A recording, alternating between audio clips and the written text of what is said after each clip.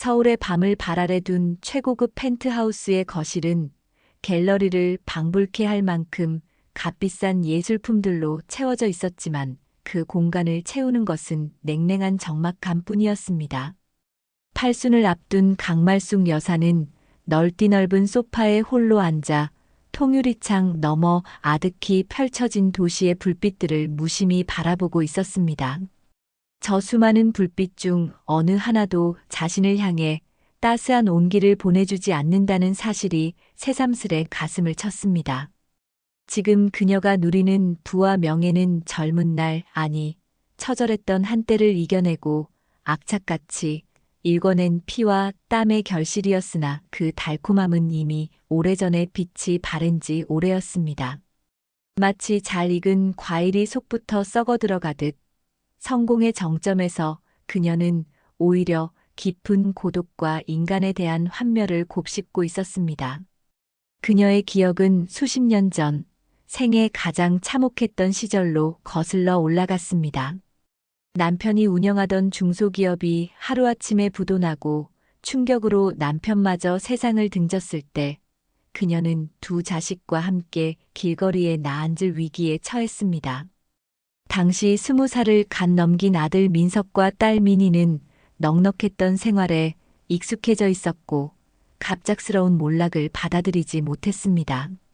그들은 빚쟁이들의 성화에 못 이겨 도망치듯 흩어졌고 강 여사에게는 이런 것도 부모라고 이럴 거면 왜 낳았어? 라는 냉정한 말만 남겼습니다. 실상은 어머니를 방패막이 삼아 자신들의 안위만을 챙긴 것이었죠. 그 후 몇 년간 강 여사는 문자 그대로 거리의 생활을 전전해야 했습니다. 한때 사모님 소리를 듣던 그녀가 서울역 지하도를 헤매고 공원 벤치에서 새우잠을 자며 때로는 구걸로, 때로는 쓰레기통을 뒤져 허기를 달랬습니다. 그 시절 그녀가 겪었던 멸시와 냉대, 배고픔과 추위는 뼈에 사무치는 고통으로 남아 화려한 현재 속에서도 불쑥불쑥 고개를 쳐들며 그녀를 괴롭혔습니다. 인간의 존엄성이란 얼마나 허약한 것인지, 돈 없는 늙은이란 사회에서 얼마나 투명한 존재가 되는지를 처절하게 깨달았던 시간이었습니다. 하지만 강 여사는 그 시궁창 같은 현실에 주저앉지 않았습니다. 오히려 도끼를 품었지요. 이대로 죽을 수는 없다. 나를 이렇게 만든 세상에, 그리고 나를 버린 자식들에게 반드시 보여주리라. 그녀는 남대문 시장의 좌판에서 밤새 양말을 팔았고 식당 주방에서 그릇을 닦았으며 건설 현장에서 남자들도 힘들어하는 벽돌을 날랐습니다. 그렇게 푼푼히 모은 돈으로 작은 포장마차를 시작했고 특유의 손맛과 악착 같은 생활력으로 손님을 끌어모았습니다. 밤낮 없이 일하며 잠을 줄였고 한 푼이라도 아끼기 위해 굶는 날도 부지기수였습니다. 그녀의 노력은 헛되지 않아 포장마차는 곧 동네에서 가장 유명한 국밥집으로 성장했고 그 국밥집을 발판 삼아 식품 사업에 뛰어들어 마침내 지금의 중견기업 MA푸드를 일궈냈습니다. 맨주먹으로, 아니 마이너스에서 시작하여 다시 쌓아 올린 금자탑이었습니다. 그러나 그 과정에서 그녀의 마음은 더욱 차갑게 굳어갔고 사람에 대한 믿음 대신 불신과 경계심만이 깊어졌습니다. 특히 자신을 버렸던 자식들에 대한 원망은 성공의 크기만큼이나 커져만 갔습니다. 어느덧 시간이 흘러 강 여사는 다시금 남부럽지 않은 불을 손에 쥐었지만 그녀의 곁에는 아무도 없었습니다. 성공했다는 소식을 듣고 뒤늦게 찾아온 자식들은 과거의 잘못에 대한 진심 어린 사과 한마디 없이 마치 자신들이 당연히 누려야 할 권리인 양 그녀의 재산에만 관심을 보였습니다. 그들의 뻔뻔하고 탐욕스러운 모습에 강 여사는 일말의 기대마저 접어버렸습니다. 그들은 이제 그녀에게 자식이 아니라 그저 자신의 재산을 노리는 채무자와 다를 바 없었습니다. 최근 몇 년 사이 강 여사의 건강은 눈에 띄게 쇠약해졌습니다. 젊은 시절의 혹사와 고된 노동의 후유증이 한꺼번에 몰려오는 듯 했습니다. 정기 검진을 맡은 주치의는 조심스럽게 마음의 준비를 하셔야 할지도 모르겠습니다라는 말을 건넸습니다. 그 말을 듣는 순간 강 여사는 죽음의 공포보다는 평생을 바쳐 이룬 이 모든 것을 어떻게 해야 할지에 대한 절박함이 앞섰습니다. 자신의 피와 땀이 서린 이 재산이 자신을 비참하게 버렸던 그 자식들에게 단 한 푼이라도 넘어가는 것은 죽기보다 싫었습니다. 법적으로는 그들에게 상속권이 있다는 사실이 그녀를 더욱 절망하게 만들었지요. 내 돈이다. 내 고통과 맞바꾼 내 돈이야. 그놈들에게 줄 수 없어, 절대로. 밤마다 그녀는 이런 절규를 속으로 삼켜야 했습니다. 그러던 어느 날 강 여사는 문득 한 가지 결심을 굳혔습니다. 자신이 가장 밑바닥이었을 때 아주 가끔이지만 조건 없는 온정을 베풀었던 이름 모를 사람들의 얼굴이 떠올랐습니다. 그래, 그런 사람. 돈이나 지위가 아니라 사람 그 자체의 가치를 아는 사람. 그런 사람에게라면 자신의 모든 것을 남겨주어도 아깝지 않을 것 같았습니다. 그러기 위해서는 자신이 다시 한번 가장 낮은 곳으로 내려가야 했습니다. 돈이라는 가면을 벗고 가장 초라한 모습으로 세상과 마주해야 진짜 마음을 가진 사람을 찾을 수 있을 것이라는 확신이 들었습니다. 이것은 어쩌면 신이 그녀에게 준 마지막 기회이자 그녀 스스로에게 던지는 마지막 시험일지도 몰랐습니다. 결심을 실행에 옮기기 위해 강 여사는 가장 먼저 수십 년간 MA푸드의 법률 고문을 맡아온 조만중 변호사와 젊은 시절부터 자신의 비서로 일하며 온갖 굳은 일을 도맡아 온 김영철 실장을 집으로 불렀습니다. 두 사람은 강 여사의 파란만장한 과거와 자식들과의 악연을 누구보다 잘 알고 있는 최측근이었습니다. 서재에 마주 앉은 강 여사는 평소의 냉철함은 온데간데 없이 떨리는 목소리로 자신의 계획을 털어놓았습니다. 내가 다시 거지가 되려고 하네. 그 말에 조 변호사는 끼고 있던 안경을 떨어뜨릴 뻔했고 김 실장은 사색이 되어 입을 다물지 못했습니다. 회장님, 그게 무슨 말씀이십니까? 지금 건강도 예전 같지 않으신데 만약 길에서 무슨 일이라도 생기시면 김 실장이 다급하게 만류했지만 강 여사의 눈빛은 단호했습니다. 조 변호사, 내가 왜 이러는지 자네는 알 거야. 내 전 재산을 저것들에게 넘기느니 차라리 길바닥에 뿌리고 말겠네. 하지만 그럴 바에는 단 한 사람이라도 좋으니 진실한 마음을 가진 이에게 전해주고 싶네. 내가 직접 찾아 나설 걸세. 조 변호사는 강 여사의 깊은 한과 결기를 알기에 더 이상 만류할 수 없음을 깨달았습니다. 오랜 침묵 끝에 그는 무겁게 입을 열었습니다. 회장님의 뜻이 정 그러하시다면 법적으로 문제가 생기지 않도록 그리고 회장님의 안전을 확보할 수 있도록 제가 모든 조치를 취하겠습니다. 대신 모든 과정을 상세히 기록으로 남겨야 합니다. 훗날을 위해서라도 말입니다. 그의 말에 강 여사는 희미하게 고개를 끄덕였습니다. 김 실장은 눈물을 글썽이며 말했습니다. 제가 그림자처럼 회장님을 따르겠습니다. 부디 몸 조심하셔야 합니다. 그날부터 강 여사의 비밀스러운 변신 준비가 시작되었습니다. 김 실장은 동묘시장과 황학동 벼룩시장을 샅샅이 뒤져 누가 봐도 실제 노숙인의 것처럼 보이는 낡고 해진 옷가지와 신발, 그리고 때가 꼬질꼬질한 담요와 배낭을 구해왔습니다. 강 여사는 그것들을 받아들고 한참 동안 말없이 바라보았습니다. 마치 수십 년 전 자신의 과거와 마주한 듯한 기분이었죠. 김 실장은 분장 전문가를 통해 강 여사의 얼굴에 깊은 주름과 검버섯을 더욱 도드라지게 하고 머리에는 엉성한 백발 가발을 씌웠습니다. 거울 속에 비친 모습은 MA푸드의 강철 여제 강말숙이 아니었습니다. 그저 세상 풍파에 찌들어 금방이라도 쓰러질 듯한 이름 없는 늙은 거지 할머니일 뿐이었습니다. 그녀는 자신의 모습이 낯설면서도 한편으로는 기묘한 해방감을 느꼈습니다. 이제 곧 이 황금빛 감옥을 벗어나 진짜 세상 속으로 들어갈 시간이 다가오고 있었습니다. 그 여정의 끝에 무엇이 기다리고 있을지는 아무도 몰랐지만 그녀는 두렵지 않았습니다.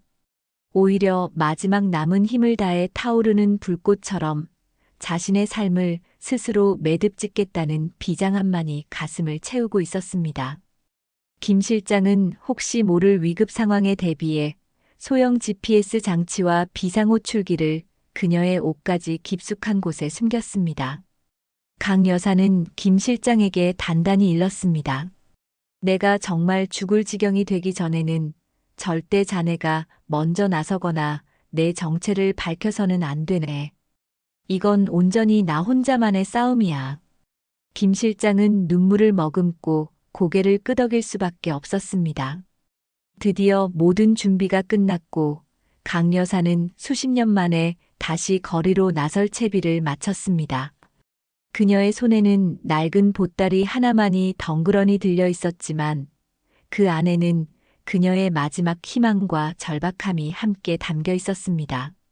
새벽 안개가 채 거치지 않은 이른 아침, 강말숙 여사는 김 실장이 운전하는 차를 타고 서울역 근처 후미진 골목에 내렸습니다. 지난밤 그녀는 평생 잠들어왔던 저택의 넓고 안락한 침대 대신 딱딱하고 차가운 바닥에서 밤을 새우며 수십 년 전거리에서의 첫날 밤을 떠올렸습니다. 그때의 막막함과 절망감, 그리고 뼛속까지 스며들던 추위. 다시 그 기억을 현실로 마주해야 한다는 사실에 잠깐 두려움이 엄습했지만 이내 단호한 결의가 그 두려움을 밀어냈습니다. 김 실장은 차마 발길이 떨어지지 않는 듯 눈시울을 붉힌 채 멀어져 가는 강 여사의 뒷모습을 한참 동안 바라보았습니다. 이제부터 그녀는 MA푸드 회장 강말숙이 아닌 그저 이름 없는 떠돌이 노파일 뿐이었습니다. 강 여사는 일부러 인적이 드문 시간을 택해 움직이기 시작했습니다. 처음 며칠은 그야말로 지옥과도 같았습니다. 한때 수많은 직원을 호령하던 그녀였지만 이제는 누구 하나 거들떠보지 않는 투명인간 신세였습니다. 차가운 시멘트 바닥에 신문지를 깔고 앉아 지나가는 사람들을 멍하니 바라보는 것이 일과의 전부였지요. 배고픔은 예상보다 훨씬 견디기 힘들었습니다. 젊은 시절에는 며칠을 굶어도 버틸 수 있었지만 노쇠한 육신은 한 끼만 걸러도 현기증과 함께 온몸의 기운이 빠져나가는 듯 했습니다. 결국 그녀는 과거에 그랬던 것처럼 식당과 주변 쓰레기통을 뒤져 사람들이 남긴 음식물을 찾아 허기를 달래야 했습니다. 한때 최고급 레스토랑의 코스 요리를 즐기던 자신이 이제는 딱딱하게 굳은 빵 조각과 국물 찌꺼기를 감지덕지하며 삼키고 있다는 사실에 깊은 자괴감이 밀려왔습니다. 하지만 그럴수록 자식들에 대한 분노와 자신의 결심은 더욱 확고해졌습니다. 세상의 냉대는 생각보다 훨씬 더 잔인했습니다.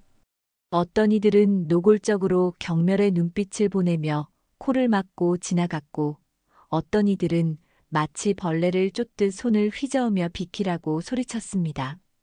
술에 취한 젊은이들은 그녀를 향해 빈 깡통을 던지며 낄낄거렸고 철없는 아이들은 거지 할머니다 라며 손가락질하고 도망가기 일쑤였습니다. 아주 가끔 동전 몇 푼을 던져주는 사람도 있었지만 그들의 얼굴에는 동정심보다는 우월감과 시혜를 베푼다는 듯한 교만함이 어려 있었습니다. 강 여사는 그들의 위선적인 표정을 볼 때마다 속으로 냉소를 삼켰습니다. 너희가 내 진짜 모습을 안다면 과연 어떨까? 아마 땅바닥에 엎드려 내 구둣발이라도 할그려 들겠지. 며칠 동안 그녀는 서울역 광장과 지하도 남대문 시장 근처를 배회했습니다. 밤에는 건물 처마 밑이나 지하철 환풍구 근처에서 찬 바람을 피하며 쪽잠을 잤고 낮에는 하염없이 사람들을 관찰했습니다. 김 실장은 약속대로 멀찍이서 그녀의 안전을 살피며 캠코더로 모든 상황을 빠짐없이 기록하고 있었습니다. 때로는 강 여사가 너무 힘들어 보이거나 위험한 상황에 처할 뻔한 순간도 있었지만 그때마다 강 여사는 김 실장에게 눈짓으로 괜찮다는 신호를 보내며 자신의 의지를 꺾지 않았습니다. 그녀는 이 고통스러운 과정을 통해 인간의 가장 밑바닥에 있는 진실된 감정을 찾고 싶었습니다. 돈이나 지위, 학력 같은 허울을 모두 벗어던진 순수한 인간성을 말입니다. 그러던 어느 늦은 오후, 차가운 겨울비가 추적추적 내리기 시작했습니다.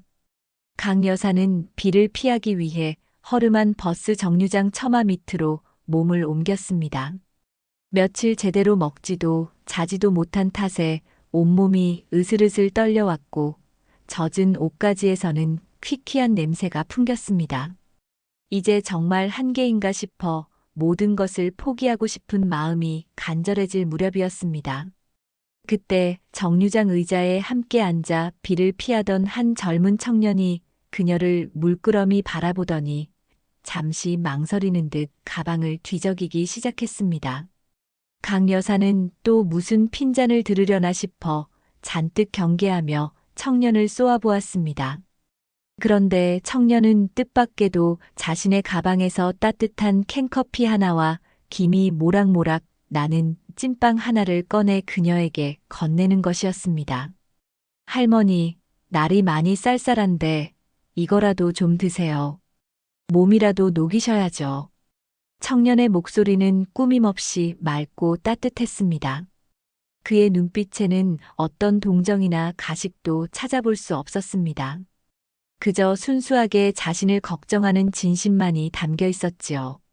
강 여사는 순간 할 말을 잃고 멍하니 청년을 바라보았습니다. 수십 년 동안 잊고 지냈던, 아니, 어쩌면 단 한 번도 제대로 받아본 적 없었던 타인의 조건 없는 호의였습니다. 청년은 멋쩍은 듯 웃으며 캔커피 뚜껑을 따서 그녀의 손에 쥐어주고는 자신이 쓰고 있던 우산을 그녀에게 건네며 말했습니다. 저는 저기 건너편 건물에서 일해서 금방 뛰어갈 수 있어요. 이거 쓰고 가세요. 그리고는 비를 맞으며 총총히 길을 건너 사라졌습니다.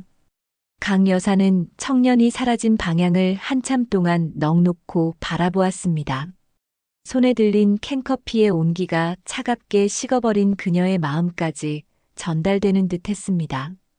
그녀는 떨리는 손으로 찐빵을 한 입 베어 물었습니다. 며칠 만에 맛보는 따뜻하고 달콤한 음식이었습니다. 눈가에 뜨거운 것이 차오르는 것을 느꼈지만 그것이 빗물인지 눈물인지는 알 수 없었습니다. 그때 청년이 황급히 다시 정류장으로 뛰어오는 것이 보였습니다. 아차, 우산을 다시 가지러 왔나 보다. 강 여사는 미안한 마음에 우산을 돌려주려 자리에서 일어섰습니다. 그런데 청년은 우산은 거들떠보지도 않고 자신의 지갑에서 10,000원짜리 한 장을 꺼내 강 여사의 손에 쥐어주는 것이었습니다. 할머니, 죄송해요. 아까 경황이 없어서 이것밖에 못 챙겨드렸네요. 이걸로 따뜻한 식사라도 꼭 챙겨 드세요. 비 오는데 감기 조심하시고요. 그리고는 정말로 미안하다는 듯 고개를 꾸벅 숙이고 다시 비 속으로 뛰어갔습니다. 강 여사는 손에 들린 10,000원짜리 지폐와 청년의 뒷모습을 번갈아 바라보며 그 자리에 얼어붙은 듯 서 있었습니다. 10,000원. 지금의 그녀에게는 한 끼 식사 이상의 의미, 어쩌면 한 줄기 희망과도 같은 돈이었습니다. 하지만 그 돈의 액수보다 더 크게 다가온 것은 자신과 아무런 상관도 없는 초라한 늙은이에게 2번씩이나 선뜻 도움의 손길을 내민 청년의 그 마음이었습니다. 수십 년 동안 굳게 닫혀있던 강 여사의 마음 한구석에서 아주 작지만 분명한 어떤 균열이 생겨나고 있음을 그녀는 어렴풋이 느끼고 있었습니다. 그 청년의 이름도 얼굴도 제대로 기억하지 못했지만 그의 따뜻했던 눈빛과 목소리만큼은 강렬하게 그녀의 뇌리에 새겨졌습니다. 어쩌면 자신이 찾던 것이 바로 저런 마음이 아니었을까. 강 여사는 자신도 모르게 희미한 미소를 입가에 머금었습니다. 아직 세상은 그리 절망적이지만은 않은지도 모른다는 생각이 아주 오랜만에 그녀의 머리를 스쳐 지나갔습니다. 그날 이름 모를 청년에게서 받은 10,000원짜리 한 장과 따뜻한 찐빵 그리고 우산은 강말숙 여사의 꽁꽁 얼어붙었던 마음에 작은 불씨를 지폈습니다. 며칠 동안 세상을 향해 쌓았던 높은 벽이 조금씩 허물어지는 것을 느꼈지요. 다음 날부터 강 여사는 막연히 거리를 배회하는 대신 그 청년을 다시 한번 만나볼 수 있지 않을까 하는 기대를 품고 어제 그 버스 정류장 주변을 맴돌기 시작했습니다. 하지만 청년은 좀처럼 다시 모습을 드러내지 않았습니다. 강 여사는 실망감을 감추지 못하면서도 한편으로는 그 청년의 삶이 궁금해졌습니다. 어떤 환경에서 자랐기에 저런 따뜻한 마음을 가질 수 있었을까? 그는 지금 어떤 모습으로 살아가고 있을까? 결국 강 여사는 김 실장에게 은밀히 연락을 취했습니다. 김 실장, 어제 나에게 10,000원을 줬던 그 청년 혹시 인상차게 기억하나? 그 친구에 대해 좀 알아봐 주게.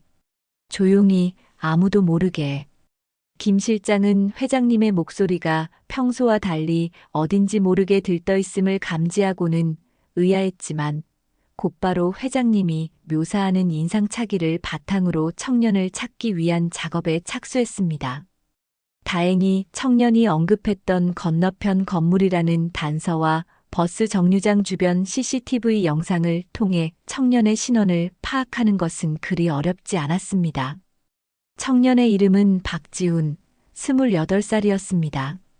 그는 정류장 건너편에 있는 작은 인쇄소에서 배달 및 잡무를 담당하는 비정규직 직원이었지요. 김 실장이 조사한 바에 따르면 박지훈은 홀어머니를 모시고 단칸방에서 어렵게 살아가고 있었습니다. 그의 어머니는 몇 년 전부터 지병을 앓아 일을 할 수 없는 상태였고 박지훈은 인쇄소 이외에도 밤에는 편의점 아르바이트, 주말에는 건설 현장 일용직까지 닥치는 대로 일을 하며 생계와 어머니의 병원비를 감당하고 있었습니다. 고등학교 졸업 후 대학 진학은 꿈도 꾸지 못했고 자신의 청춘을 오롯이 가족을 위해 바치고 있는 청년이었습니다. 그럼에도 불구하고 그의 주변 평판은 놀라울 정도로 좋았습니다.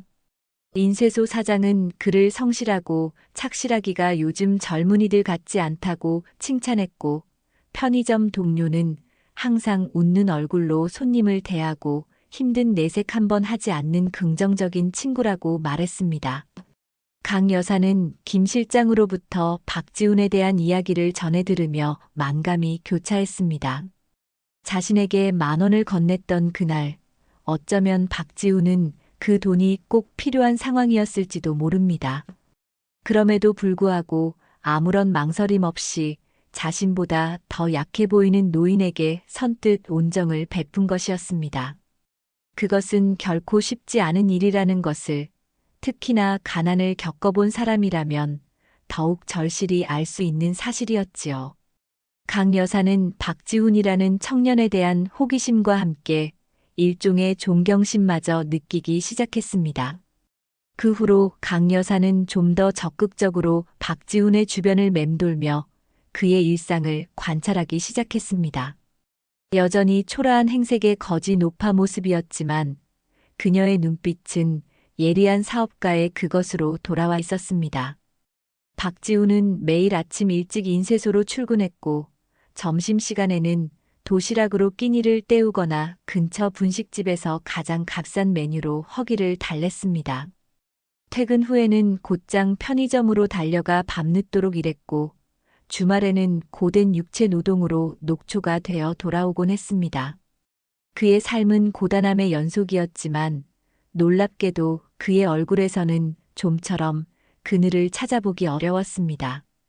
그는 항상 주변 사람들에게 먼저 인사를 건넸고 작은 친절에도 감사할 줄 알았으며 자신보다 어려운 처지의 사람을 보면 그냥 지나치지 못했습니다.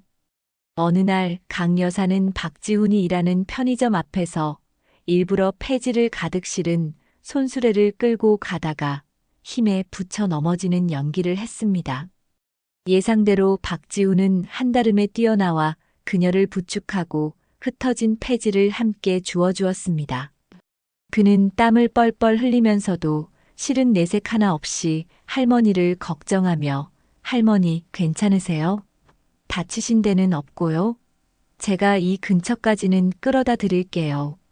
라며 손수레를 대신 끌어주기까지 했습니다. 그의 등 뒤에서 강 여사는 복잡한 감정에 휩싸였습니다. 적꾸밈 없는 선량함, 계산 없는 순수함. 그것이 바로 자신이 평생토록 찾아 헤매던 것은 아니었을까요? 또 다른 날에는 강 여사는 박지훈이 퇴근하는 길목에서 그가 이전에 자신에게 주었던 10,000원짜리 지폐와 비슷한 낡은 지폐 몇 장을 일부러 흘려두었습니다.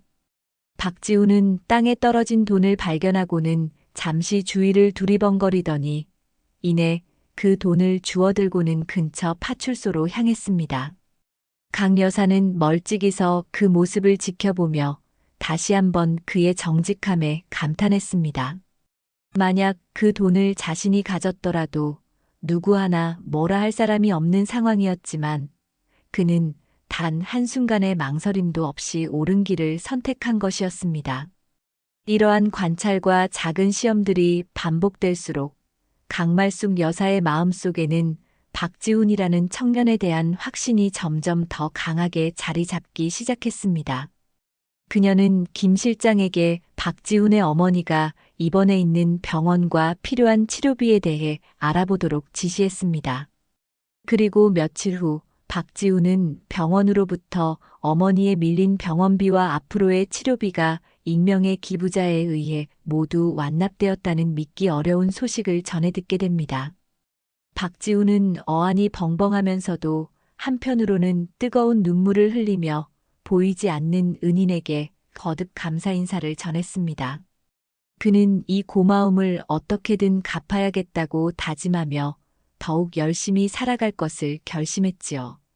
물론 그 익명의 기부자가 자신이 며칠 전 도움을 주었던 초라한 할머니일 것이라고는 꿈에도 생각하지 못한 채였습니다. 강 여사는 김 실장을 통해 이 모든 상황을 전해 들으며 자신의 선택이 틀리지 않았음을 예감했습니다. 박지훈이야말로 자신의 모든 것을 맡겨도 좋을 만한 사람이라는 믿음이 그녀의 가슴 속에서 거대한 파도처럼 밀려오고 있었습니다. 이제 그 믿음을 확인할 마지막 단계만이 남아 있었습니다. 박지훈이라는 청년에 대한 강말숙 여사의 확신이 어느 정도 굳어져 갈 무렵 전혀 예상치 못한 방향에서 그녀의 결심을 더욱 확고하게 만드는 사건이 일어났습니다.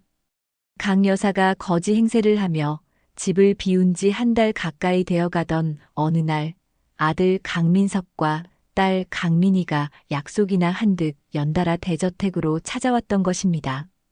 그들은 김영철 실장에게 어머니의 행방을 캐물으며 마치 강 여사가 금방이라도 세상을 떠날 것처럼 그녀의 건강 상태와 재산 문제에 대해서만 노골적으로 떠들어댔습니다. 김 실장, 어머니께서 요양을 가셨다는데 어디로 가신 건지 정확히 말해줄 수 없소? 우리가 자식인데 그것도 몰라서야 되겠소? 강민석은 특유의 거만하고 기름진 목소리로 김 실장을 다그쳤습니다. 그의 눈은 이미 집안의 값비싼 골동품과 그림들을 훑으며 계산기를 두드리고 있는 듯 번들거렸습니다. 뒤이어 나타난 강민희는 한술 더 떴습니다. 그녀는 마치 자신이 이 집의 안주인이라도 된 것처럼 김 실장에게 이것저것 지시를 내리며 어머니 유언장은 어떻게 되어가는지 혹시 아는 거 있어요?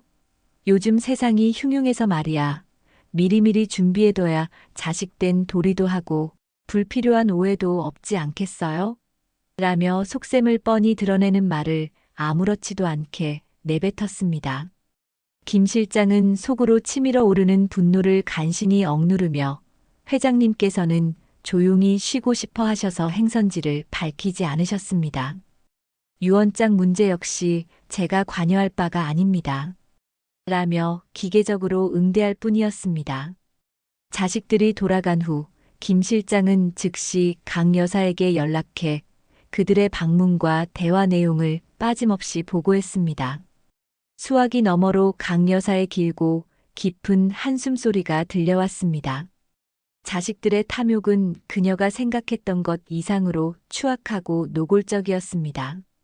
그들은 어머니의 안위보다는 오직 그녀의 재산에만 혈안이 되어 있었고, 심지어 아직 살아있는 어머니의 유산 분배를 운운하는 파렴치함까지 보였던 것입니다. 김 실장, 내가 저런 것들을 내 배 아파 낳았다는 게 평생의 한이다. 한이야. 강 여사의 목소리는 물기에 젖어 있었지만 그 속에는 칼날보다 더 차갑고 단단한 결의가 서려 있었습니다. 내 모든 것을 걸고서라도 저들에게는 단 한 푼도 물려주지 않으리라. 그리고 내 모든 것을 받을 자격이 있는 사람에게, 단 한 사람에게 모든 것을 남기리라. 박지훈의 맑은 눈동자와 꾸밈없는 미소가 그녀의 뇌리를 스쳐 지나갔습니다. 그날 이후 강 여사는 박지훈에 대한 마지막 시험을 준비하기 시작했습니다. 그것은 그의 정직함과 양심을 시험하는 어쩌면 가장 혹독한 시험이 될 수도 있었습니다. 며칠 후 강 여사는 박지훈이 퇴근하는 길목, 인적이 드문 골목길에 값비싼 골동품처럼 보이는 작은 도자기를 마치 누군가 실수로 떨어뜨린 것처럼 놓아두었습니다. 그리고 자신은 근처 담벼락 뒤에 숨어 그의 행동을 지켜보았지요. 얼마 지나지 않아 박지훈이 골목길로 들어섰습니다. 그는 땅에 떨어져 있는 작은 도자기를 발견하고는 의아한 표정으로 그것을 집어들었습니다. 도자기를 이리저리 살펴보던 그의 얼굴에는 당혹감과 함께 그것이 꽤 값나가는 물건일지도 모른다는 생각이 스치는 듯 했습니다. 강 여사는 마른 침을 삼키며 그의 다음 행동을 주시했습니다. 만약 그가 도자기를 슬쩍 자신의 가방에 넣는다면 그녀의 모든 계획은 수포로 돌아가는 것이었습니다. 하지만 박지훈은 잠시 망설이는 듯 하더니 이내 고개를 두리번거리며 주변의 주인이 될 만한 사람이 없는지 살폈습니다. 아무도 없음을 확인한 그는 다시 도자기를 내려놓는 대신 품 안에 소중히 감싸 안고는 근처에 있는 지구대로 향하는 것이 아니겠습니까? 강 여사는 자신도 모르게 안도의 한숨을 내쉬었습니다. 하지만 시험은 아직 끝나지 않았습니다. 그녀는 김 실장에게 연락해 지구대에 미리 손을 써두도록 했습니다. 박지훈이 도자기를 들고 지구대에 도착했을 때 그곳의 경찰관은 그거요? 조금 전에 어떤 할머니가 애타게 찾던 물건 같은데요. 연락처를 남기고 가셨으니 잠시만 기다리세요. 저희가 연락해서 주인 찾아드리겠습니다. 라며 능숙하게 대처했습니다. 박지훈은 네, 꼭 주인 찾아주세요. 잃어버리신 분이 얼마나 상심이 크시겠어요. 라며 안심하는 표정으로 도자기를 건네고 지구대를 나섰습니다. 물론 그 도자기는 다시 강 여사에게 돌아왔고 그녀는 박지훈의 한결같은 정직함과 선량함에 깊은 감동을 받았습니다. 그는 눈앞에 떨어진 행운을 자신의 것으로 만들 수도 있었지만 조금의 망설임도 없이 그것을 원래 주인에게 돌려주려 했던 것입니다. 강 여사는 이제 더 이상의 시험은 무의미하다고 판단했습니다. 박지훈이야말로 그녀가 평생토록 찾아 헤매던 진실한 마음을 가진 사람이었습니다. 그의 가난한 환경과 힘든 삶 속에서도 결코 더럽혀지지 않은 그 맑고 깨끗한 영혼은 수백억의 재산보다 더 귀하고 값진 것이었습니다. 강 여사는 김 실장에게 마지막 지시를 내렸습니다. 김 실장, 이제 모든 준비를 끝내야겠네. 박지훈 군에게 내 모든 것을 넘겨줄 준비를 하게. 그리고 나 역시 이 초라한 행색을 벗고 MA푸드 회장 강말숙으로 돌아갈 시간이 된 것 같군. 그녀의 목소리는 그 어느 때보다 차분했지만 그 안에는 거대한 폭풍을 예고하는 듯한 묵직한 힘이 실려 있었습니다. 그녀의 마지막 여정은 이제 새로운 국면을 향해 나아가고 있었습니다. 박지훈이라는 청년에 대한 강말숙 여사의 마음은 이제 흔들리지 않는 확신으로 가득 찼습니다. 수십 년 동안 그녀를 괴롭혀왔던 인간에 대한 불신과 배신감의 상처가 박지훈이라는 존재를 통해 조금씩 치유되는 듯한 느낌마저 들었습니다. 그녀는 이제 이 길고도 험난했던 거지 행세를 끝내고 자신의 마지막 계획을 실행에 옮길 때가 왔음을 직감했습니다. 하지만 그 전에 그녀는 박지훈에게 아주 작은 보답이라도 하고 싶었습니다. 아니, 어쩌면 마지막으로 그의 따뜻한 마음을 한 번 더 확인하고 싶은 미련이었을지도 모릅니다. 며칠 후 강 여사는 박지훈이 자주 이용하는 동네의 작은 국밥집을 찾아갔습니다.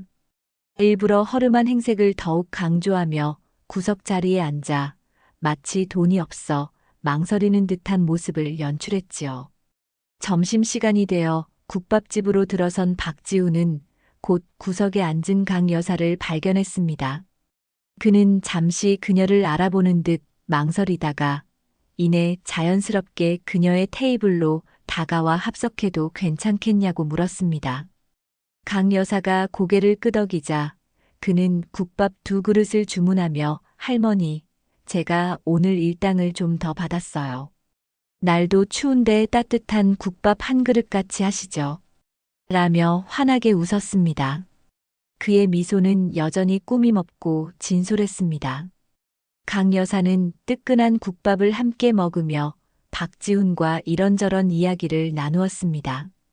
박지훈은 자신의 고된 삶에 대해 불평 한마디 없이 오히려 홀로 계신 어머니 걱정과 앞으로의 작은 소망들에 대해 담담하게 이야기했습니다.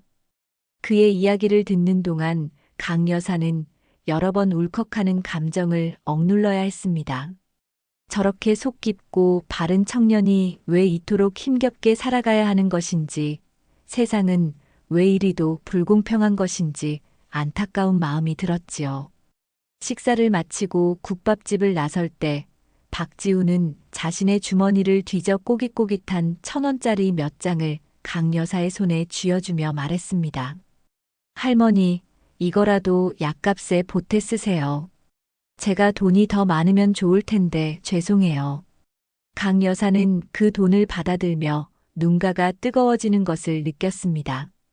이것이 자신이 거지 노파로서 박지훈과 나누는 마지막 대화이자 마지막 온정일 것이라고 생각하니 가슴 한구석이 아려왔습니다. 그날 저녁 강 여사는 김 실장의 도움을 받아 수십일 만에 자신의 대저택으로 돌아왔습니다. 오랫동안 사람이 살지 않은 듯 냉랭한 기운이 감도는 집이었지만 그녀는 익숙한 자신의 공간에서 깊은 안도감을 느꼈습니다. 따뜻한 물로 목욕을 하고 깨끗한 옷으로 갈아입으니 비로소 MA푸드 회장 강말숙으로 돌아온 것이 실감났습니다. 하지만 그녀의 마음은 여전히 박지훈이라는 청년에게 향해 있었습니다. 다음 날 강 여사는 조만중 변호사를 저택으로 불렀습니다. 그리고 자신의 모든 재산을 박지훈에게 상속하겠다는 내용의 유언장을 작성해 달라고 정식으로 요청했습니다. 조 변호사는 이미 예상했다는 듯 담담한 표정이었지만 유언장의 구체적인 내용을 작성하면서 몇 번이고 강 여사의 의지를 재확인했습니다. 강 여사는 자신의 뜻이 확고함을 분명히 밝히며 유언장에는 박지훈에게 재산을 상속하는 이유와 함께 그 재산의 일부는 반드시 사회에 환원하여 어려운 이웃을 돕는 데 사용해야 한다는 조건을 명시했습니다. 또한 자식들의 반발에 대비하여 자신이 거지로 변장했던 기간 동안 김 실장이 촬영한 모든 영상 기록과 박지훈의 선행에 대한 증거 자료들을 유언장의 증빙 자료로 첨부하도록 지시했습니다. 그녀는 자신의 정신 상태가 온전하며 모든 결정이 명확한 판단하에 이루어졌음을 증명하기 위해 공증 절차 또한 철저히 밟을 것을 요구했습니다. 모든 법적 준비가 진행되는 동안 강 여사의 건강은 눈에 띄게 나빠지기 시작했습니다. 거지 행세를 하는 동안 제대로 먹지도 쉬지도 못한 탓도 있었지만 어쩌면 그녀의 몸이 마지막 남은 시간을 감지하고 있는 것인지도 몰랐습니다. 기침이 잦아지고 밤에는 통증으로 잠 못 이루는 날들이 늘어갔습니다. 하지만 그녀는 조금도 나약한 모습을 보이려 하지 않았습니다. 오히려 마지막 남은 정신력을 짜내어 모든 일들을 하나하나 신중하게 처리해 나갔습니다. 그녀에게는 이제 시간이 얼마 남지 않았다는 절박함이 오히려 초인적인 집중력을 발휘하게 만드는 동기가 되어주고 있었습니다. 그녀는 자신의 마지막 작품을 완성해가는 노련한 예술가처럼 자신의 인생과 재산을 가장 의미 있는 방식으로 마무리하기 위한 준비를 차분히 그러나 빈틈없이 진행하고 있었습니다. 모든 것이 박지훈이라는 이제는 그녀에게 단순한 청년을 넘어선 희망의 상징과도 같은 존재를 향하고 있었습니다. 모든 법적 준비가 완료되고 강말숙 여사의 건강이 하루가 다르게 악화되어 가던 어느 날 그녀는 김 실장에게 박지훈을 만나고 싶다는 뜻을 전했습니다. 이번에는 초라한 거지 노파가 아닌 MA푸드의 회장 강말숙으로서의 만남이었습니다. 김 실장은 즉시 박지훈에게 연락을 취했습니다. 박지훈 씨 되십니까? 저는 MA푸드 회장 비서실의 김영철 실장입니다. 저희 회장님께서 박지훈 씨를 꼭 한번 뵙고 싶어 하십니다. 혹시 내일 오후 저희 회사로 잠시 와주실 수 있겠습니까? 생전 처음 들어보는 대기업의 이름과 회장이라는 직함에 박지훈은 어리둥절했지만 정중한 비서실장의 요청을 거절할 수는 없었습니다. 그는 다음 날 오후 떨리는 마음으로 난생 처음 와보는 화려한 대기업 사옥의 회장실로 향했습니다. 넓고 웅장한 회장실의 문이 열리고 박지훈은 자신의 눈을 의심하지 않을 수 없었습니다. 고급스러운 가죽 의자에 앉아 자신을 바라보고 있는 사람은 다름 아닌 자신이 얼마 전 국밥집에서 만났던 그리고 그 이전에도 몇 번 도움을 주었던 그 초라한 행색의 할머니였기 때문입니다. 물론 지금의 그녀는 값비싼 정장을 단정하게 차려입고 기품 있는 모습으로 앉아 있었지만 그 눈빛과 인자한 미소만큼은 박지훈이 기억하는 그 할머니의 것과 똑같았습니다. 박지훈은 너무나 놀란 나머지 입구에 선 채로 아무 말도 하지 못하고 그저 그녀를 멍하니 바라볼 뿐이었습니다. 강말숙 여사는 부드러운 미소와 함께 박지훈에게 다가와 앉기를 권했습니다. 그리고는 지난 몇 달간 자신이 왜 거지 노파로 변장하여 거리를 헤맸는지, 그리고 왜 박지훈을 그토록 오랫동안 지켜보았는지 그 모든 이야기를 차분하고 진솔하게 털어놓았습니다. 자신의 불행했던 과거, 자식들에게 버림받고 거리에서 생활해야 했던 처절했던 기억, 그리고 악착같이 재기하여 지금의 부를 이루었지만 결국 또다시 자식들의 탐욕에 실망하고 진정한 인간애를 찾고자 했던 마지막 희망까지. 그녀의 이야기는 한 편의 드라마처럼 파란만장했고 그 속에는 깊은 슬픔과 그리고 강인한 의지가 담겨 있었습니다.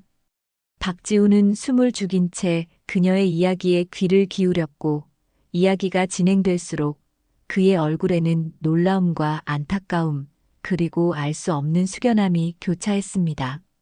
모든 이야기를 마친 강 여사는 박지훈의 손을 잡고 떨리는 목소리로 말했습니다. 박지훈 군, 내가 자네를 오랫동안 지켜보았네. 자네는 내가 평생토록 찾아 헤매던 진실하고 따뜻한 마음을 가진 사람이야. 그래서 내가 내 모든 것을 자네에게 남겨주고자 하네. 그 말은 박지훈에게 천둥벼락과도 같이 들렸습니다. 전 재산이라니 그것이 얼마나 엄청난 규모인지 상상조차 할 수 없었습니다. 그는 황급히 손을 내저으며 말했습니다. 회장님, 그게 무슨 말씀이십니까? 저는 그런 엄청난 것을 받을 자격이 없습니다. 저는 그저 제가 할 수 있는 작은 도움을 드렸을 뿐입니다. 그의 얼굴은 당혹감과 부담감으로 하얗게 질려 있었습니다. 강 여사는 그의 반응을 예상했다는 듯 부드럽게 말을 이었습니다. 자격이라니, 박군. 진정한 자격은 돈이나 학벌, 지위 같은 것으로 매겨지는 것이 아닐세. 자네가 가진 그 선량하고 정직한 마음, 그것이야말로 이 세상 그 어떤 것과도 바꿀 수 없는 귀한 자격이야. 나는 내 피와 땀이 서린 이 재산이 자네처럼 올바르고 따뜻한 사람의 손에 들어가 세상을 위해 의미 있게 쓰이기를 바라네. 부디 내 마지막 소원을 들어주게나. 그녀의 눈가에는 간절한 눈물이 맺혀 있었습니다. 박지훈은 극심한 혼란에 휩싸였습니다. 평생 만져볼 수도 없을 만큼 거대한 재산, 그리고 그에 따르는 엄청난 책임감. 자신 같은 평범한 사람이 과연 감당할 수 있을까 하는 두려움이 앞섰습니다. 하지만 동시에 자신을 이토록 믿고 모든 것을 맡기려는 한 노인의 간절한 마지막 소원을 외면할 수도 없었습니다.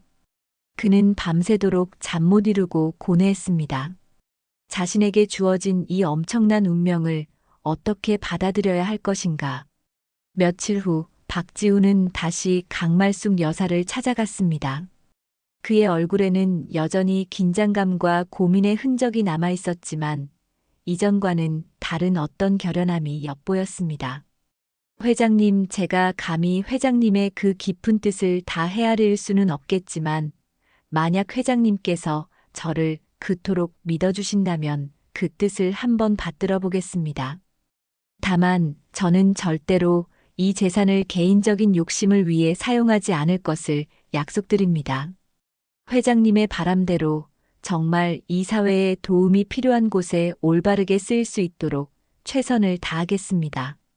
그의 대답에 강말숙 여사의 얼굴에는 비로소 평온한 미소가 떠올랐습니다.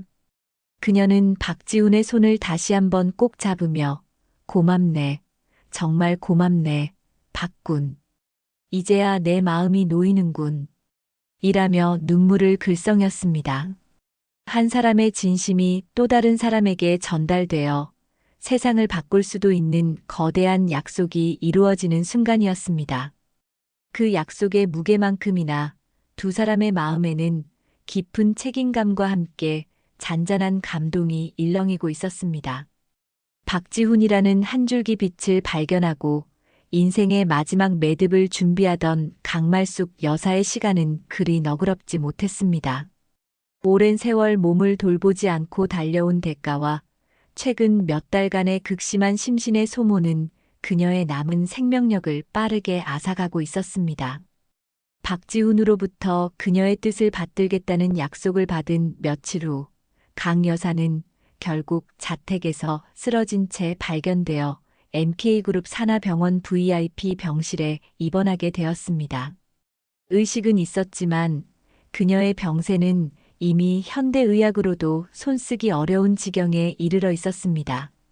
주치의는 가망이 없다는 절망적인 진단을 내렸고 이제 남은 것은 그저 시간을 조금이라도 연장하며 고통을 줄이는 것뿐이었습니다.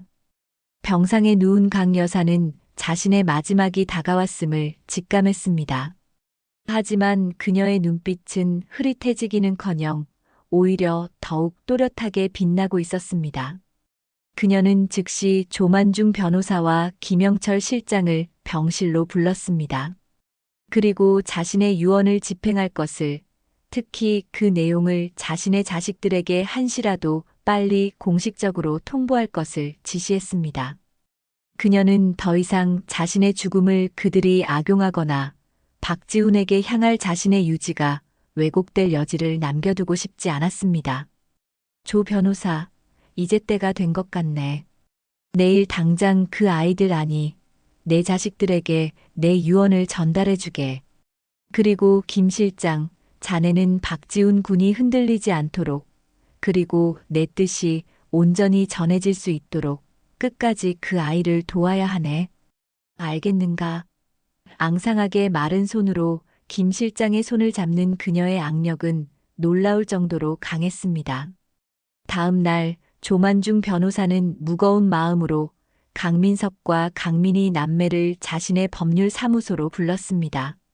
어머니 강말숙 여사가 위독하다는 소식에도 별다른 감정의 동요 없이 제 발로 찾아온 그들은 조 변호사가 내민 유언장의 사본을 받아들고는 처음에는 의아한 표정을 지었습니다. 그러나 유언장의 첫머리에 적힌 전 재산을 박지훈에게 상속한다는 문구를 읽어내려가는 순간 두 사람의 얼굴은 삽시간에 경악과 분노로 일그러졌습니다. 이게 다 무슨 소리요, 조 변호사. 어머니가 노망이라도 드신 게요? 박지훈? 그놈이 대체 누군데 우리 재산을 통째로 가로챈단 말이오. 강민석은 유언장을 바닥에 내팽개치며 고함을 질렀습니다. 그의 얼굴은 시뻘게 달아올라 금방이라도 터질 듯 했습니다. 강민희 역시 날카로운 비명을 지르며 조 변호사에게 달려들듯이 악을 썼습니다. 말도 안 돼. 이건 무효야. 조 변호사, 당신 우리 어머니를 어떻게 구워 삶은 거야? 아니면 그 박지훈이라는 놈이랑 한패지, 그렇지. 조 변호사는 차분하지만 단호한 어조로 응수했습니다. 두 분 진정하십시오. 이 유언장은 강말숙 회장님께서 지극히 명료한 정신 상태에서 본인의 자유의사에 따라 작성하신 것이며 모든 법적 절차를 완벽하게 거쳤습니다. 회장님께서는 박지훈 군에게 재산을 상속하는 이유를 상세히 기록으로 남기셨으며 그 기록 또한 법적 증거로 제출될 것입니다. 하지만 이미 이성을 잃은 남매에게 조 변호사의 말은 들리지 않았습니다.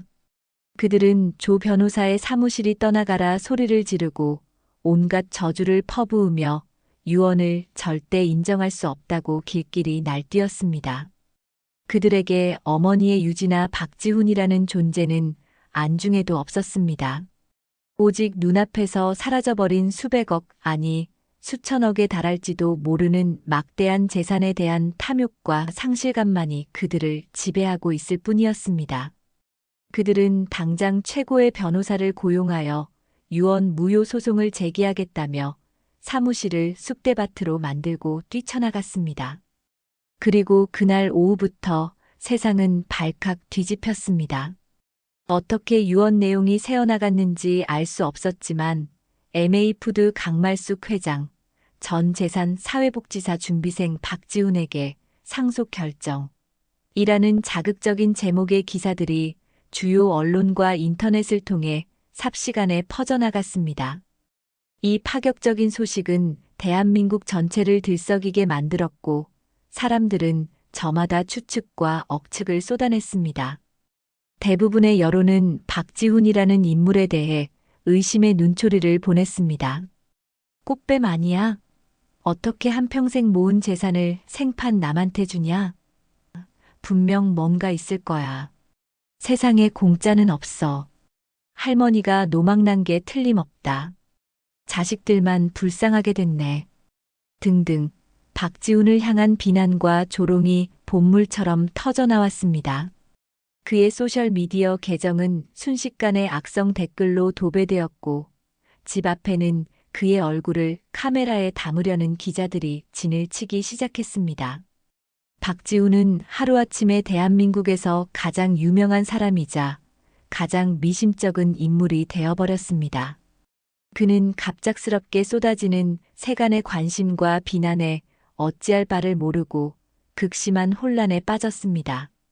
인쇄소 아르바이트는커녕 집 밖에 한 발짝도 나갈 수 없는 지경이 되었고 편찮으신 어머니는 아들의 이름이 연일 뉴스에 오르내리는 것을 보며 충격으로 몸져 누우셨습니다. 박지훈은 자신의 작은 선행이 이토록 엄청난 파장을 불러일으킬 것이라고는 상상조차 하지 못했습니다. 그는 강말숙 여사의 진심을 믿었지만 세상을 향해 그 진실을 외칠 용기도 방법도 알지 못했습니다. 차라리 모든 것을 포기하고 예전의 평범한 삶으로 돌아가고 싶다는 생각이 간절했지만 이미 그는 너무나 깊숙이 사건의 중심에 들어와 버린 후였습니다. 그의 고통을 전해 들은 강말숙 여사는 병상에서나마 그에게 힘을 실어주고자 했습니다. 그녀는 김 실장을 통해 박지훈에게 자신의 친필 편지를 전달했습니다. 박지훈 군, 지금 많이 힘들고 괴롭다는 것 잘 알고 있네. 하지만 자네는 결코 혼자가 아닐세. 진실은 언젠가 밝혀지는 법이니 부디 용기를 잃지 말고 당당하게 맞서주게. 내 마지막 선택이 틀리지 않았음을 자네가 증명해 주리라 믿네. 떨리는 손으로 써내려간 짧은 편지였지만 그 속에는 박지훈을 향한 강 여사의 굳건한 믿음과 애틋한 마음이 고스란히 담겨 있었습니다. 편지를 받아든 박지훈은 한참 동안 소리 없이 눈물만 흘렸습니다. 그리고 마음속으로 굳게 다짐했습니다. 회장님, 제가 비록 부족하고 나약하지만 회장님의 마지막 믿음만큼은 절대로 저버리지 않겠습니다. 그는 이제 피할 수 없는 운명 앞에서 자신의 모든 것을 걸고 싸워야 한다는 것을 깨달았습니다. 그 싸움의 상대는 어쩌면 세상 전체일지도 몰랐지만 그는 더 이상 물러서지 않기로 결심했습니다. 그의 등 뒤에는 한평생 고독했던 한 노인의 마지막 염원이 무겁게 자리하고 있었기 때문입니다.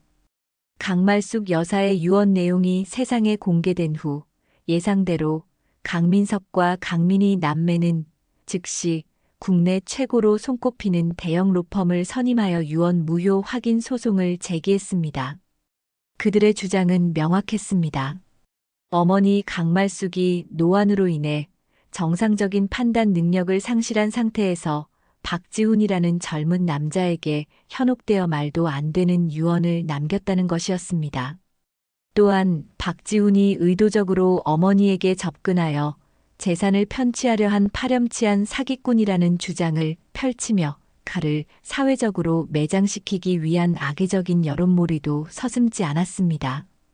각종 언론과 인터넷 게시판에는 박지훈의 과거 행적을 왜곡하거나 날조한 이야기들이 경쟁적으로 올라왔고 심지어 그가 과거에도 비슷한 수법으로 노인들의 재산을 노렸다는 식의 근거 없는 루머까지 나돌았습니다.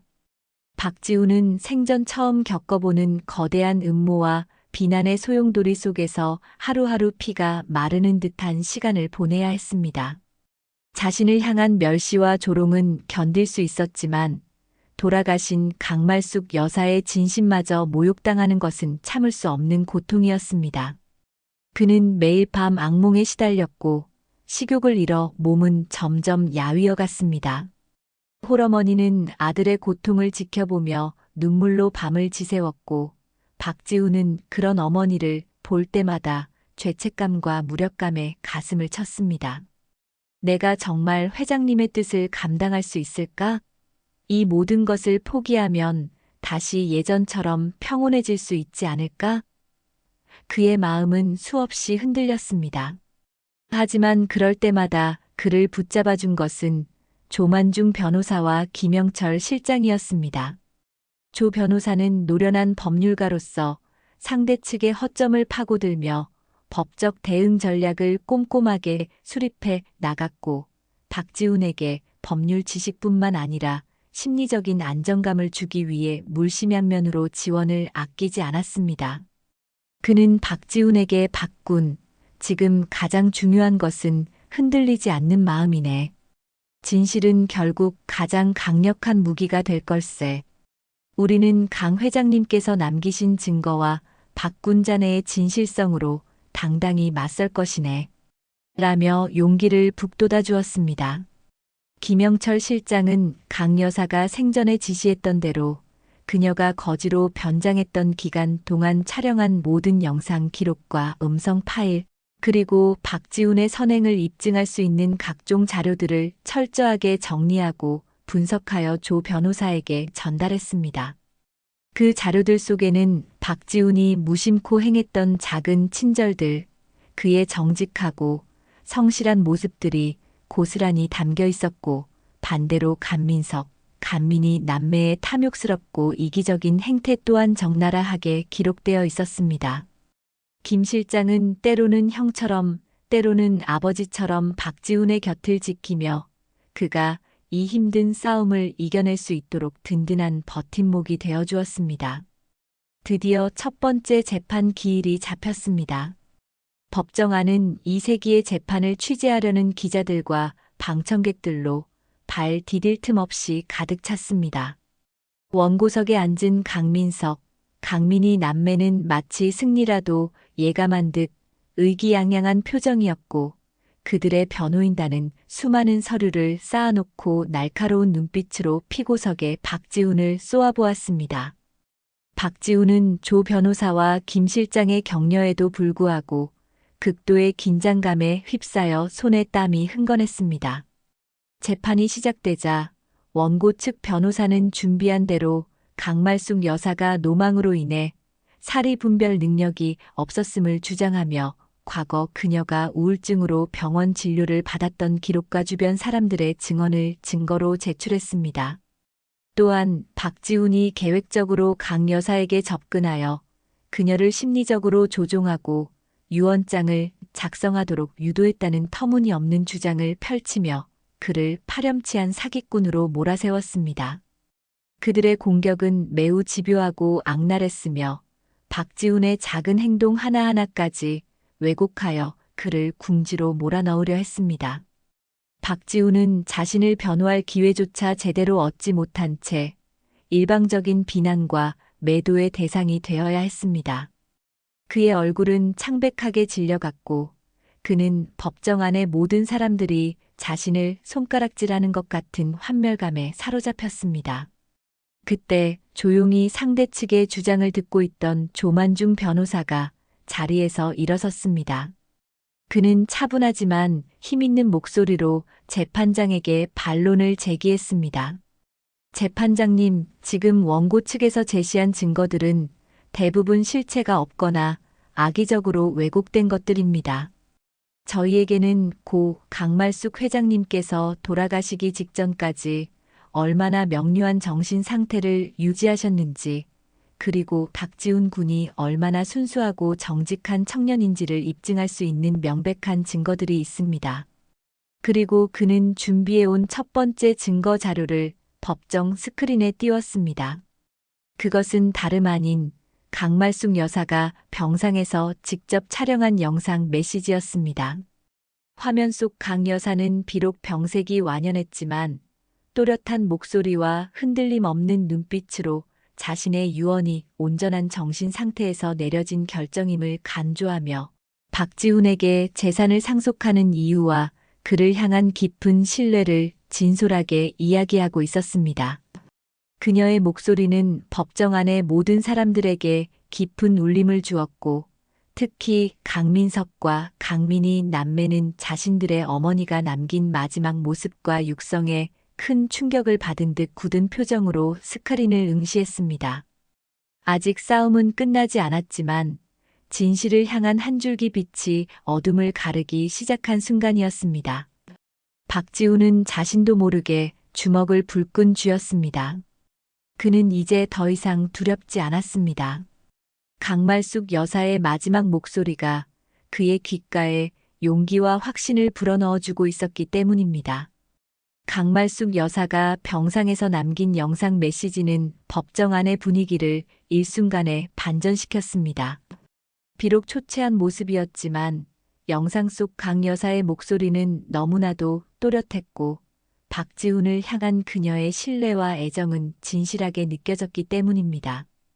방청석에서는 나지막한 탄성과 함께 웅성거림이 일었고 강민석과 강민희 남매의 얼굴에서는 이전의 의기양양함 대신 당혹감과 불안감이 역력히 드러났습니다. 원고 측 변호인단 역시 예상치 못한 강력한 증거의 등장에 잠시 말문이 막힌 듯 보였습니다. 조만중 변호사는 이 기회를 놓치지 않고 준비한 다음 증거들을 차례로 제시했습니다.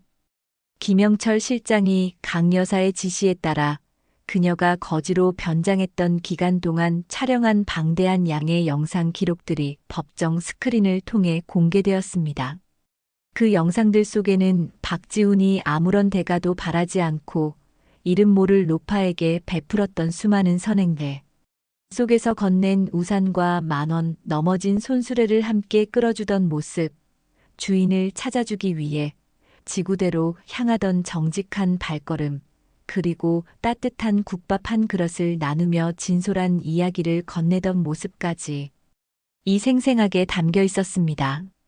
사람들은 박지훈의 꾸밈없는 순수함과 한결같은 선량함에 감탄했고, 그를 향했던 의심의 눈초리는 점차 존경과 안쓰러움으로 바뀌어 갔습니다. 반대로 같은 영상 기록들 속에는 강민석과 강민희 남매가 어머니의 부재 중에 보였던 탐욕스럽고 이기적인 모습들, 어머니의 건강보다는 재산에만 관심을 보이며 김 실장을 닥달하던 장면, 심지어 어머니의 유품을 미리 챙기려던 파렴치한 시도들까지 이 고스란히 담겨 있어 보는 이들의 눈살을 찌푸리게 만들었습니다. 자신들의 추악한 민낯이 만천하에 공개되자 강민석과 강민희는 얼굴을 들지 못하고 고개를 숙였습니다. 그들의 변호인단 역시 더 이상 반박할 말을 찾지 못한 채 침묵으로 일관했습니다. 마지막으로 조 변호사는 강말숙 여사가 돌아가시기 직전 공신력 있는 대학병원 신경정신과에서 받았던 정밀 정신감정 결과서를 제출했습니다. 그 결과서에는 강 여사가 사망 직전까지 자신의 의사를 명확히 표현하고 판단할 수 있는 지극히 정상적인 정신 상태였음을 명시하고 있었습니다. 이로써 강 여사가 노망으로 인해 비정상적인 판단을 했다는 원고 측의 주장은 완벽하게 탄핵되었습니다. 모든 증거 제출이 끝나자 법정 안은 잠시 깊은 침묵에 휩싸였습니다. 그리고 마침내 재판장의 엄숙한 목소리가 그 침묵을 깨고 울려 퍼졌습니다. 판결을 선고하겠습니다. 본 법정은 고 강말숙 씨의 유언이 고인의 명확하고 자유로운 의사에 따라 작성되었음을 인정하며 피고 박지훈 씨에 대한 상속은 유효함을 선언합니다. 따라서 원고 강민석, 강민희 씨의 유언 무효 확인 청구는 기각합니다. 판결이 내려지는 순간 박지훈은 자신도 모르게 뜨거운 눈물을 흘렸습니다. 길고 길었던 악몽 같은 시간들이 주마등처럼 스쳐 지나갔습니다. 그의 곁에 있던 조 변호사와 김 실장 역시 서로를 부둥켜 안고 기쁨의 눈물을 흘렸습니다. 반면 강민석과 강민희 남매는 망연자실한 표정으로 그 자리에 주저앉았고 그들의 변호인단은 굳은 얼굴로 법정을 빠져나갔습니다. 이로써 한 개인의 진심과 또 다른 개인의 탐욕이 첨예하게 대립했던 세기의 재판은 진실의 승리로 막을 내렸습니다. 재판이 끝난 직후 박지훈은 가장 먼저 강말숙 여사가 잠들어 있는 추모공원으로 향했습니다.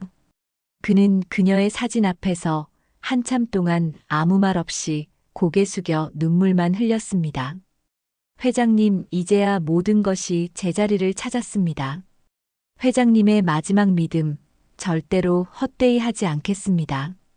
그의 목소리는 비록 작았지만 그 어떤 맹세보다 굳건한 의지를 담고 있었습니다. 공교롭게도 그날은 강말숙 여사의 49제였습니다. 마치 그녀가 하늘에서 이 모든 과정을 지켜보고 모든 것이 마무리된 후에야 비로소 편안히 떠나려는 듯한 느낌이 들었습니다. 세상에 알려진 판결 결과는 다시 한번 큰 파장을 일으켰습니다. 이전의 비난과 의심은 눈 녹듯 사라졌고 박지훈을 향한 동정과 응원의 목소리가 높아졌습니다. 언론들은 앞다투어 그의 선행과 강말숙 여사의 해안을 칭송하는 기사들을 쏟아냈습니다. 하지만 박지훈은 이러한 세상의 관심에 일희일비하지 않았습니다. 그는 이제 자신에게 주어진 엄청난 재산의 무게와 그에 따르는 사회적 책임을 감당해야 한다는 것을 누구보다 잘 알고 있었습니다. 그는 가장 먼저 조 변호사와 김 실장의 도움을 받아 강말숙 여사의 유지를 받들기 위한 구체적인 계획을 세우기 시작했습니다. 유언에 명시된 대로 재산의 상당 부분을 사회에 환원하여 소외된 노인들과 어려운 환경의 청년들을 샤원하는 공익재단을 설립하기로 결정했습니다. 재단의 이름은 강말숙 여사의 호를 따서 송영재단으로 명명하고 그녀가 평생을 바쳐 지켜온 나눔과 상생의 정신을 이어가기로 했습니다. 아직 갈 길은 멀고 험난하겠지만 박지훈의 마음속에는 두려움 대신 새로운 희망과 용기가 차오르고 있었습니다. 그는 이제 더 이상 홀로 고단한 삶을 살아가는 청년 박지훈이 아니었습니다. 한 사람의 고귀한 마지막 뜻을 이어받아 세상에 따뜻한 빛을 전해야 할 무거운 사명을 짊어진 새로운 존재로 거듭나고 있었습니다.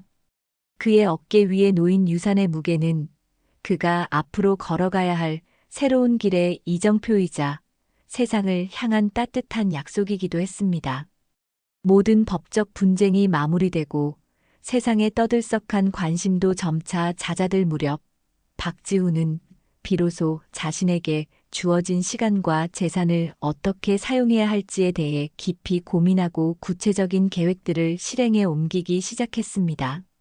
그의 곁에는 여전히 든든한 조력자인 조만중 변호사와 김영철 실장이 함께했습니다. 그들은 강말숙 여사의 유지를 받들어 재단 설립에 박차를 가했습니다. 재단의 설립 목적은 명확했습니다. 사회의 가장 낮은 곳에서 소외된 이웃들, 특히 제대로 된 기회조차 얻지 못하는 청년들과 외로운 노년기를 보내는 어르신들을 지원하는 것이었습니다. 이는 강 여사가 평생 가슴에 품었던 염원이자 박지훈 자신이 과거 겪었던 어려움과 무관하지 않은 방향이었습니다. 재단 설립 과정은 생각보다 복잡하고 많은 노력을 필요로 했습니다. 하지만 박지훈은 단 한순간도 지치거나 소홀한 모습을 보이지 않았습니다. 그는 매일같이 재단 설립 준비 사무실로 출근하여 관련 법규를 공부하고 국내외 성공적인 공익재단들의 사례를 연구했으며 각계각층의 전문가들을 만나 자문을 구했습니다. 그의 눈빛은 예전의 순박함을 잃지 않으면서도 이제는 자신의 어깨에 놓인 책임감을 인지한 진중함과 명철함으로 빛나고 있었습니다. 김 실장은 재단의 실무적인 운영을 총괄하는 사무총장 역할을 맡아 박지훈을 보좌했고 조 변호사는 법률 자문과 함께 재단 이사회의 주요 구성원으로서 투명하고 공정한 재단 운영의 기틀을 마련하는 데 힘썼습니다. 몇 달간의 각고의 노력 끝에 마침내 재단법인 송영이 공식적으로 출범했습니다. 화려한 출범식이나 요란한 홍보 대신 박지훈은 조용하지만 의미 있는 첫 사업들을 시작하는 것으로 재단의 시작을 알렸습니다. 가장 먼저 시작한 사업은 청년희망 디딤돌 장학사업이었습니다. 과거 자신처럼 어려운 환경 속에서도 꿈을 잃지 않고 성실하게 살아가는 청년들에게 학업과 자기 개발의 기회를 제공하는 것이 목적이었습니다. 그는 서류 심사뿐만 아니라 가능하면 직접 장학생 후보들을 만나 그들의 이야기를 듣고 진심으로 격려하려 애썼습니다. 첫 장학생 중 한 명이었던 김민지 양은 보육원 출신으로 아르바이트로 학비와 생활비를 벌며 야간 대학에서 사회복지학을 공부하는 학생이었습니다. 그녀는 박지훈과의 면담 자리에서 자신의 어려운 환경을 비관하기보다는 언젠가 자신처럼 힘든 아이들을 돕는 사회복지사가 되고 싶다는 당찬 포부를 밝혔습니다. 박지훈은 마치 과거의 자신을 보는 듯한 민지 양의 모습에 깊은 감명을 받았고 그녀에게 장학금과 함께 따뜻한 격려를 아끼지 않았습니다. 훗날 민지 양은 우수한 성적으로 대학을 졸업하고 사회복지사가 되어 송영재단과 연계하여 위기 청소년들을 돕는 중요한 역할을 수행하게 됩니다. 박지훈이 건넨 작은 도움이 한 청년의 삶을 바꾸고 다시 그 선한 영향력이 사회로 퍼져나가는 아름다운 결실을 맺은 것이었습니다. 송영재단의 또 다른 주요 사업은 따뜻한 동행, 어르신 돌봄 사업이었습니다. 이는 강말숙 여사가 거지로 변장했을 당시 느꼈던 노인들의 고독과 소외감에 대한 깊은 공감에서 비롯된 것이었습니다. 재단은 독거노인들에게 정기적으로 생활용품과 식료품을 지원하고 자원봉사자들과 연계하여 말벗 서비스와 정서 지원 프로그램을 운영했습니다. 또한 거동이 불편한 어르신들을 위한 방문 의료 서비스와 주거 환경 개선 사업도 함께 진행했습니다. 박지훈은 종종 지원 현장에 직접 참여하여 어르신들의 손을 잡고 그들의 이야기에 귀 기울였습니다. 그는 어르신들에게 단순히 물질적인 도움을 드리는 것을 넘어 그분들이 사회로부터 잊혀지지 않았다는 따뜻한 위로와 존중을 전하고 싶었습니다. 한 번은 재단에서 지원하는 한 독거 할머니 댁을 방문했을 때였습니다. 할머니는 수십 년 된 낡은 라디오 하나를 유일한 낙으로 삼고 있었는데 그마저도 고장이 나 소리가 나오지 않았습니다. 박지훈은 그 자리에서 직접 라디오를 고쳐드렸고 할머니는 마치 어린아이처럼 기뻐하며 그의 손을 잡고 연신 고맙다는 말을 되풀이했습니다. 그 순간 박지훈은 돈으로 살 수 없는 진정한 행복과 나눔의 의미를 다시 한번 깨달았습니다. 강말숙 여사가 그에게 남긴 것은 비단 막대한 재산뿐만이 아니라 사람의 마음을 움직이는 진심의 가치였음을 그는 매 순간 느끼고 있었습니다. 세간의 관심은 여전히 박지훈과 송영재단을 향하고 있었지만 이제는 이전의 의심과 질투 대신 따뜻한 응원과 지지가 주를 이루었습니다. 그의 진솔한 행보와 재단의 투명한 운영은 많은 사람에게 감동을 주었고 현대판 키다리 아저씨, 진정한 노블레스 오블리주라는 찬사가 이어졌습니다. 하지만 박지훈은 이러한 칭찬에 조금도 우쭐해하거나 자만하지 않았습니다. 그는 여전히 소박한 생활을 유지했고 사람들을 대하는 태도 역시 예전과 조금도 달라지지 않았습니다. 오히려 자신에게 주어진 부와 명예가 언제든 사라질 수 있는 신기루와 같음을 경계하며 매 순간 강말숙 여사의 뜻을 되새기고 초심을 잃지 않으려 노력했습니다. 어느 늦은 가을 저녁, 박지훈은 문득 처음 강말숙 여사를 만났던 버스 정류장을 찾아갔습니다. 싸늘한 바람이 부는 정류장 의자에 앉아 그는 주머니에서 꼬깃꼬깃한 10,000원짜리 지폐 한 장을 꺼내 물끄러미 바라보았습니다. 모든 기적의 시작이었던 그 10,000원.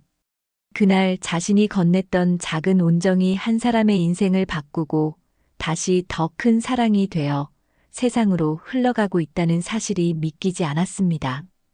그의 눈가에는 자신도 모르게 뜨거운 눈물이 고였습니다. 그것은 슬픔의 눈물이 아니라 감사와 감격, 그리고 앞으로 자신이 걸어가야 할 길에 대한 묵직한 다짐의 눈물이었습니다. 그는 이제 더 이상 외롭고 고단한 청년이 아니었습니다. 그의 마음속에는 강말숙이라는 큰 산이 든든하게 자리 잡고 있었고 그의 손에는 세상을 조금 더 따뜻하게 만들 수 있는 작지만 강력한 힘이 쥐어져 있었습니다. 회장님, 보고 계시죠? 저 정말 잘 해낼 겁니다.